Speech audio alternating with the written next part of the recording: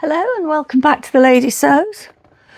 Today I'm in the potting shed and I'm going to be sowing sweet peas. I've got various varieties of sweet peas I want to sow.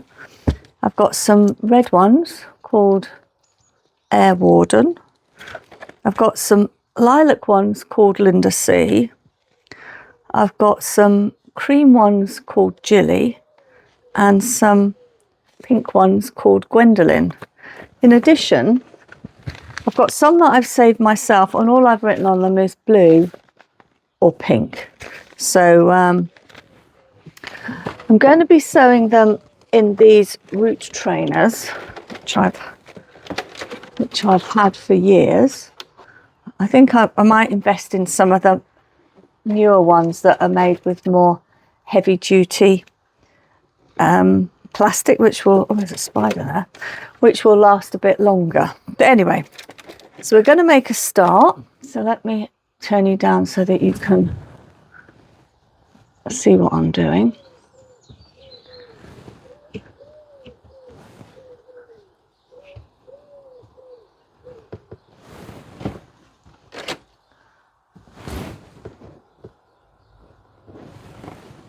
Right.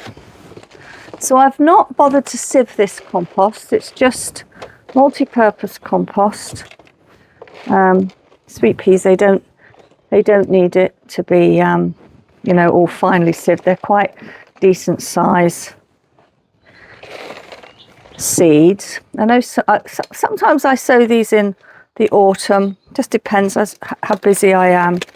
But what I'll do with these is I will sow them now and I will just keep them in the house until they germinate, and then once they've germinated I will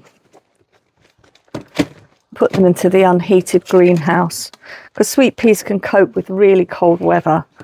They really, once they've germinated, I mean, they would probably, if I just put them in the greenhouse, they would germinate anyway. They would just take a lot longer, that's all. And I'm just quite keen that they at least get a bit of a fighting chance. If I get any more compost in, I'm banging it down just to. I don't want to tamp it down like I do with my other types of seed trays, mainly because it just makes them bulge. But if I just give them a bit of a thingy, tamp down. Right. So I think I've got I've got loads of these trays. So I'm going to do a couple of rows of each, I think. I'll put 2 in each. I use coloured labels for flowers and I use white labels for vegetables. That way, when things are growing in the greenhouse, I can see, at a glance, which are flowers and which are. So we're going to start off with the Gwendolyn. And I'll put pink on that. So I'm going to do 2 rows of each, and I'm going to put a couple of seeds in each one. Sweet peas quite like being close together. You can often plant 4 or 5 in a pot and just plant the whole pot out. They're quite, so I'm going to dip some holes.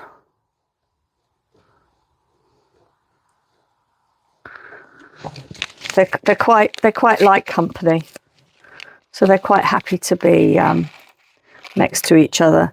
I haven't always had the best germination of sweet peas, so I'm not holding out a huge amount of hope, except for ones that I saved from my own seed. Considering they're such big seeds, you would expect them to survive a bit longer than they often do. Right, so let's find one more seed to go in there. So that's the pink Gwendolyn.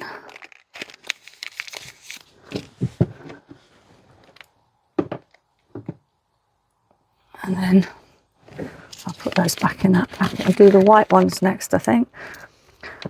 And this is called Jilly.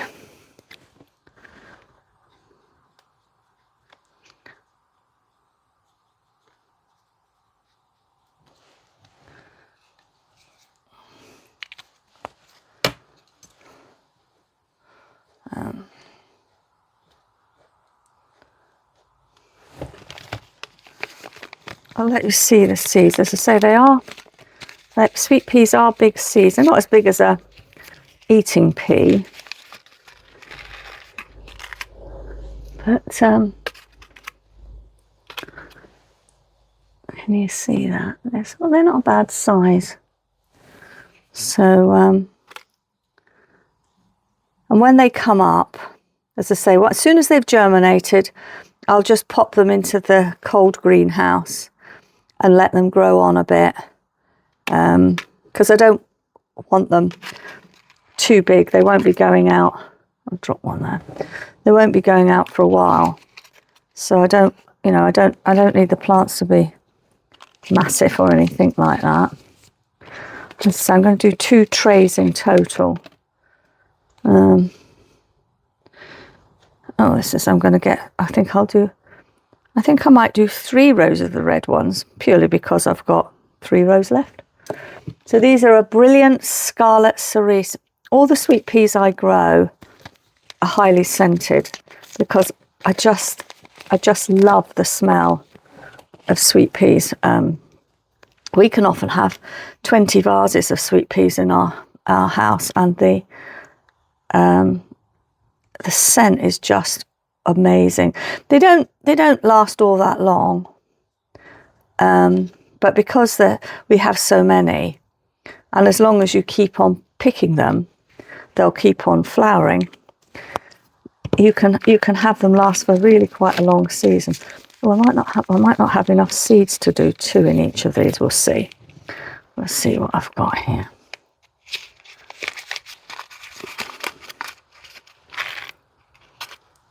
Right. But I do find, I have to say, I think most people say the same thing. If you save your own seeds, you do get much, much better germination. But we'll see. You never know. I might be in luck and get some decent germination of these. These won't have any heat. They'll just go in the conservatory. It's quite warm in the conservatory at the moment because I've got my onions growing in there. Let's just put these down here. Put this rubbish in this bin here.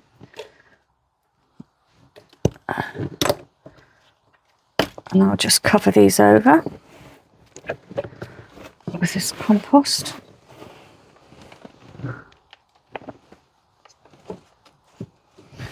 And then I'll get on and I'll sow the second tray, which I will use my own sage seed. This one, Linda C, which is a lilac, and then I'll give them a drink and put them in the greenhouse. Well, that's the second lot planted up. Let's see if I can get a better picture. Probably not. Anyway. So I've got the second tray planted up, and I'm going to give them a water now. And in fact, I'm thinking I'm probably going to put them into the dining room, because I've actually not got a huge amount of space in my conservatory at the moment. As I say, I'm just going to give them a little bit of sort of background heat. And then once they're up, I'll put them into the greenhouse. Anyway, thanks very much for watching. No doubt I don't do a huge amount of sowing at this time of the year. I tend to wait for most of my sowing until February, when I know light levels are going to be improving. But anyway, I hope you found that useful. Thanks very much. See you again soon. Bye.